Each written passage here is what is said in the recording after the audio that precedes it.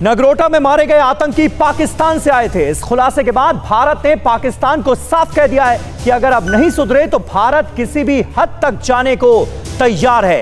पाकिस्तान के उच्चायुक्त को तलब कर लिया गया है।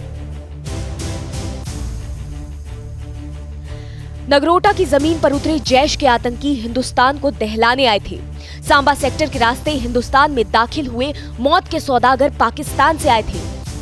आतंकियों को खून की होली खेलने का पैगाम बाजवा की आर्मी दे रही थी। ये वो जिंदा सबूत हैं जिनके आधार पर हिंदुस्तान ने पाकिस्तान की गर्दन मरोड़ दी है। आतंकी जैश के थे, उनका आका पाकिस्तान में बैठा था, यानी पाकिस्तान ने एक बार फिर 26/11 जैसा नापाक मंसूबा पाला था। इन्हीं सच्चाइयों से रूबरू कराने के लिए दिल्ली में पाकिस्तानी उच्चायुक्त को तलब किया गया है। उन्हें वार्निंग दी गई है और जमकर फटकार लगाई गई है। इस धमकी भरी नसीहत के साथ हिंदुस्तान ने बाजवा की सनकी आर्मी और आतंकिस्तान के सुल्तान को साफ लहजे में कह दिया है कि पाकिस्तान आतंकवाद खत्म करे, नहीं तो अपनी जमीन की हिफाजत करने के लिए भारत किसी भी हद तक जा सकता है। भारत ने पाकिस्तानी उच्चायुक्त को तलब किया। पाकिस्तान पर कड़ा एक्शन लेने का ऐलान। अपनी हरकतों से बाज आए पाकिस्तान को लास्ट वार्निंग। भारत ने बहुत सरल, साफ और कम शब्दों में पाकिस्तान को होश में रहने की हिदायत दी है। पुलवामा के बाद उसी रास्ते से कश्मीर भेजे गए आतंकियों की रिपोर्ट पुख्ता होने के बाद भारत ने पाकिस्तान को औकात में रहने की नसीहत दी है। भारत ने साफ कर दिया है कि पाकिस्तान को खत्म करने के लिए भारत अपनी राष्ट्रीय सुरक्षा के लिए कड़ा एक्शन लेगा, हर जरूरी कदम उठाएगा और अगर पाकिस्तान की धरती पर आतंकवाद नहीं थमा तो भारत ही उसका मुकम्मल इलाज करेगा। नगरोटा में आए आतंकी पाकिस्तानी आतंकी संगठन जैश के थे। वो लगातार पाकिस्तान के संपर्क में थे। पाकिस्तान की जमीन पर ही ट्रेन होकर आए थे।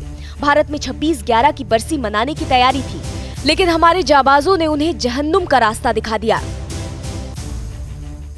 आखिर और कितने सबूत चाहिए पाकिस्तान को? नगरोटा पहुंचे आतंकी जैश के थे, उनके आका पाकिस्तान में बैठे थे, मोबाइल फोन पर चैट हो रही थी, आतंकिस्तान से निर्देश मिल रहे थे। देखिए आतंक के सारे जिंदा सबूत।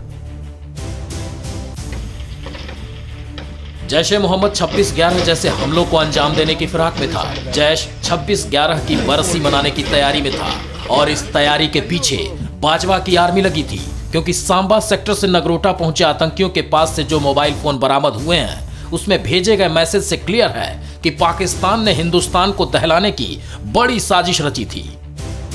नगरोटा एनकाउंटर में मारे गए आतंकियों को सीधी मदद बाजवा की फौज कर रही थी। ये सभी आतंकी अपने आकाओं के संपर्क में थे। देखिए पाकिस्तान में बैठे आका और हिंदुस्तान में दाखिल आतंकियों के बीच किस तरह की बातचीत हो रही थी।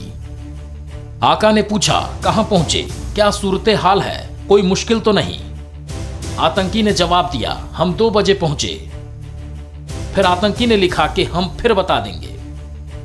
यानी आतंकियों से एक एक पल की जानकारी ली जा रही थी और जानकारी लेने वाला कोई और नहीं बल्कि पाकिस्तान में बैठा हैंडलर था।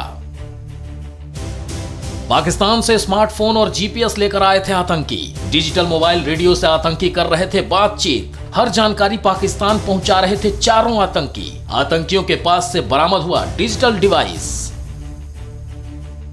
नगरोटा में पाकिस्तान की साजिश के एक एक तार खोल चुके हैं। यह अलग बात है कि आतंक के आका इस बात से इनकार करेंगे, लेकिन सबूत चीख चीख कर बता रहे हैं कि बाजवा की फौज ने एक बार फिर से हिंदुस्तान में तबाही मचाने का प्लान रचा था। नगरोटा में मारे गए आतंकियों में जिस रेडियो सेट कंपनी के डिजिटल मोबाइल बरामद हुए हैं उनका इस्तेमाल पाकिस्तान की सभी सिक्योरिटी एजेंसीज और पुलिस करती है। इतना ही नहीं, पाकिस्तान की एयरलाइंस भी यही मोबाइल सेट इस्तेमाल करती है।